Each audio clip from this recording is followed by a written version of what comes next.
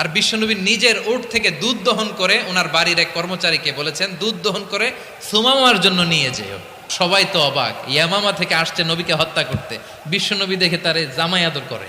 টানা 3 দিন যখন ইসলামের দ্য বিউটিজ অফ ইসলাম, ইসলামের সুমহান বাণী সৌন্দর্য উপস্থাপন শেষ, তাকে আপ্যায়ন শেষ, বিশ্বনবী বললেন সাহাবাদেরকে যাও এবার সুমামার হাতের পায়ের রশি দুটো খুলে দাও। সাহাবারা বিশ্বনবীর কথা মতো তার হাতে পায়ের রশিগুলো খুলে দিল। সুমামা মুহূর্তের মধ্যে মসজিদে নববী থেকে বের হয়ে ইয়ামামায় ফিরে না যে মসজিদে নববীর পাশে একটা খেজুর বাগান ছিল সেখানে চলে গেলেন। সেখানে একটা ছোট্ট কুয়া ছিল, কুয়ার পানি দিয়ে তিনি গোসল করলেন। সুবহানাল্লাহ পড়েন।